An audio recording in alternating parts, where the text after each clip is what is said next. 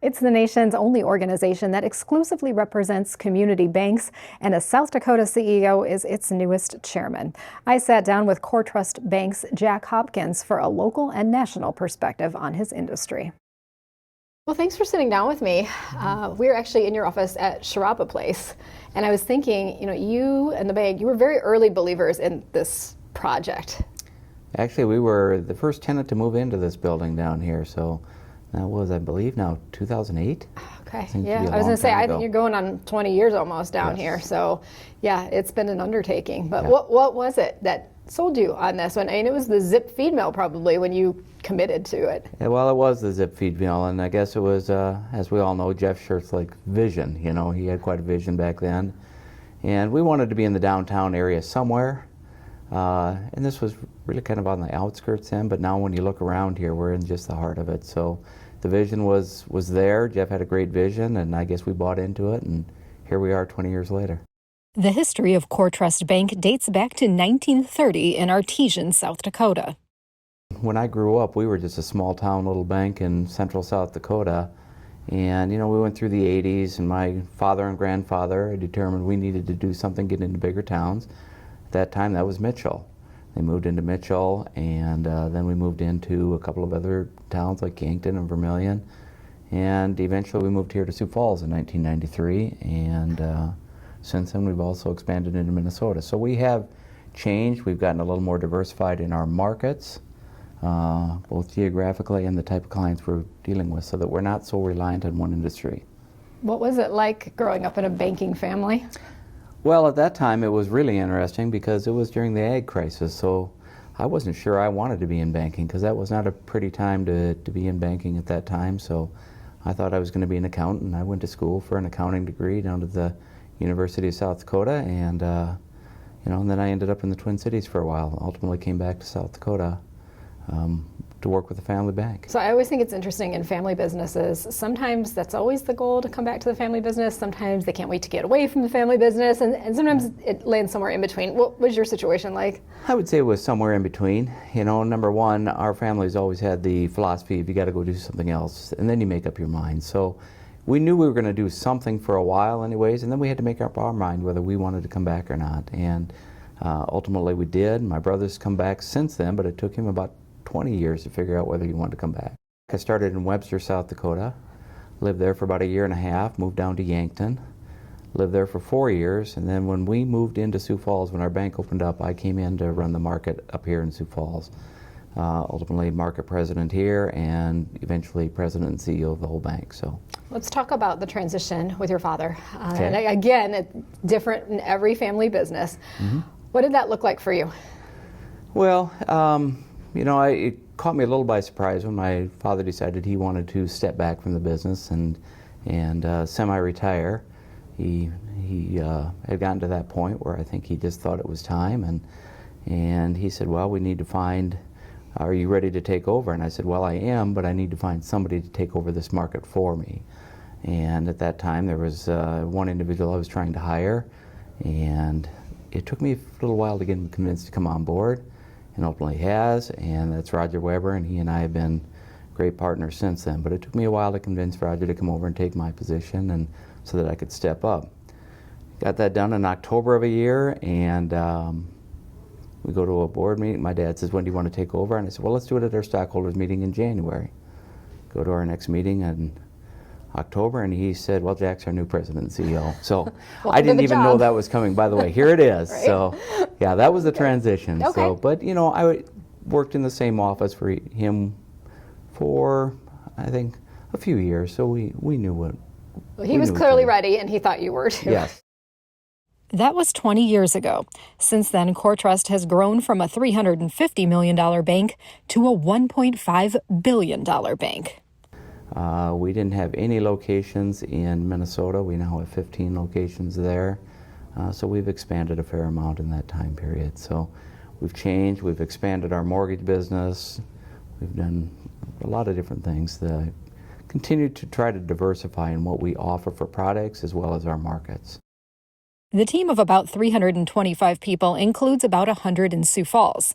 The office that was one of the first to open at Sharapa Place now is surrounded by new activity. Yeah, it's changed, but the team has responded well. They love all the activity down here. They love what's going on down here, and to be able to leave work at lunch and walk somewhere, or after work and walk somewhere. Yeah, it's changed, but they like it down here. Most of my employees are here, have worked here a long time, so we all know each other. We know each other's kids. It's just, we have a very good working relationship, pretty open. You know, I think that it's not unusual to see us just walk into each other's offices and start talking. Sometimes it's business, sometimes it's not. I'm curious how you would describe the landscape in Sioux Falls from a banking standpoint. From my perspective, it's crowded, and how you've seen that change and how you try to differentiate accordingly. You know, it is crowded. You know, at one time, and I think it's still the case, we had the most branches per capita of any MSA in the country. Oh, wow. Restaurants and bank branches. I didn't know that. Okay. Bank branches, and the last time I saw that was, I think it was after the 2010 census, so it hasn't gotten less crowded here since 2010, so I can't imagine that has changed much, because there's a lot of new players that have come to town since then. You know, when we came to town, Dakota Bank was probably the newest bank in town, and they beat us into town by just a few months. So it was kind of like we were the new players in town at that time. You know, as far as community banks, there were some of the stalwarts that were here, whether it was, at that time it was United National, now First Premier, First National in Sioux Falls, Home Federal at that time. Those were the players in town that we were competing with, and I always say it's friendly competition. Mm-hmm. I get along with all the CEOs of all the different banks in town, and but it has changed. I mean, we have a lot of outside players that have moved in out of Iowa and some of the other areas. Have gotten to know them, but it has changed. It's become a very, very competitive market.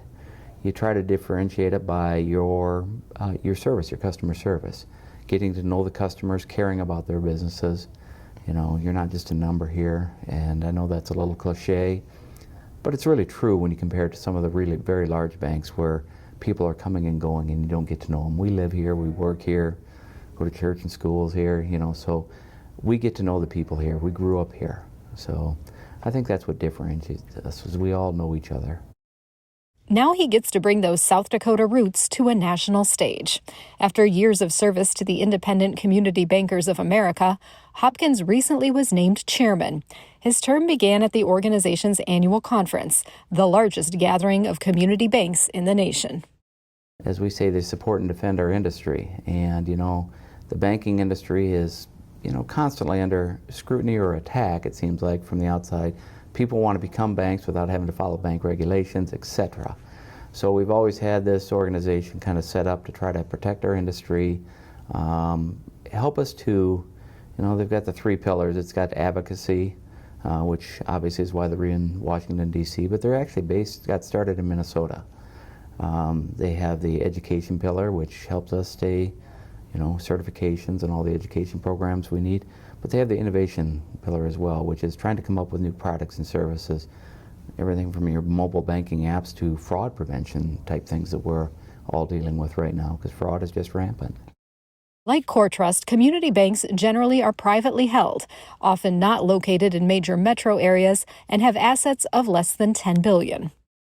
And of those banks, they do 60% of all the small business loans in the country. So we are what we are Main Street. You know, that's our clientele, is the main streets of this country. And we also do 80% of all the ag loans in the country the banks provide. So we are local. I mean, again, we are providing the capital, and that's all I like to tell people. You know, banking in the United States, we're kind of the envy of the world, because we're the only people that have this model in the world. And we're really good at allocating the capital from our communities in our communities, versus being on the outside and trying to get capital allocated to your communities. And I think that's what makes our country great. I think we help get to know the small businesses and help them thrive. You know, I love nothing better to see my customers succeed. I mean, that's what makes my day. Well, and as you said, from a national perspective, there's a lot of uncertainty out there right now. There's a lot. And I almost hesitate to talk about it because things are just changing by the moment. So by the time we run this, who knows? So I will speak broadly on this, but your role with the ICBA is obviously exposing you to much of this. Right. From a banking perspective, first of all, what is the industry watching in Washington? Well, right now, a lot of it's going to be regulatory reform, because there were, just in the last 2 years, there were 5,000 pages of new regulations that came out. So we're looking at rolling some of that back, because a lot of it's harmful, even to our consumers, you know, because it's going to increase cost to our consumers, and we're trying to keep the cost reasonable for everybody. So a lot of it is just regulatory reform. Some of it's very outdated things, and we're trying to get that changed as well. You know, right now we're dealing with a new administration that seems to be much more business friendly. So, you know, we're working with them to try to come up with rules that work better for the banks and our customers. You know, I was fortunate enough about 3 weeks ago to meet with Treasury Secretary Bessent in his office. So those things don't happen without somebody putting that together, and we were able to lay out what was important in our communities. And he was really interested, not just in banking, but what do you see in your communities and how do we make it work? Well, that was going to be my next question, because as you said, you're Main Street, you're rural America. Right. What are you and your colleagues nationally seeing and hearing? You know, I think for the most part they're fairly optimistic this year. I think that, as I told people, I said we came through a period of what I call uncertainty. We were getting buried with regulations. We had an inverted yield curve, which didn't help us in the markets. We had, you know, first interest rates collapsed and they rapidly rose. It's kind of whipsawing our customers around and everything else. So we're looking for more certainty within the markets, and I think we're starting to feel that now. And I think most people are pretty optimistic at this point that we're starting to reach a balance. So, and that's what we're hoping to do this year. Closer to home, he sees the bank continuing into its fourth generation. Well, we hope to continue to grow in our markets, you know, both I say organically, and we don't know whether the opportunities will be out there, but we'll continue to try to grow in our market, be a good player in the communities, good community corporate citizen, and as I always say, we just don't know what's over the hill, but we always keep our options open.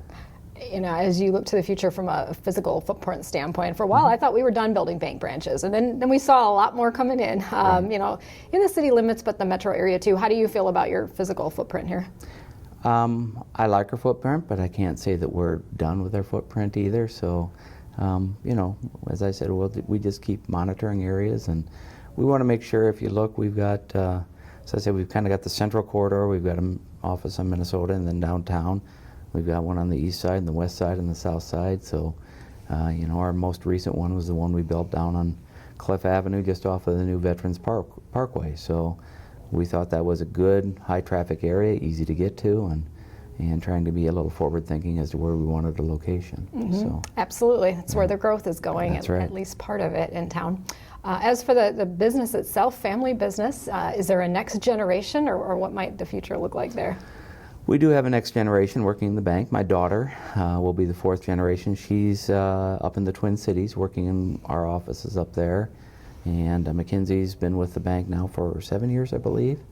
And she was with Deloitte prior to that. She is an attorney, accountant by trade, and so a lot smarter than her dad is. So I have no doubt that we'll be able to continue this on. But you know, we live in a wonderful community. We really do, and I'm very fortunate to live here. You know, I am fortunate enough to be able to go to a lot of different places, but I'm always so glad to be home again. So, I mean, this community is wonderful. We'd like to thank MarketBeat for sponsoring the CEO series. Stay tuned for more conversations with business leaders making news throughout the year. And for all your latest business headlines, head over to www.siouxfalls.business.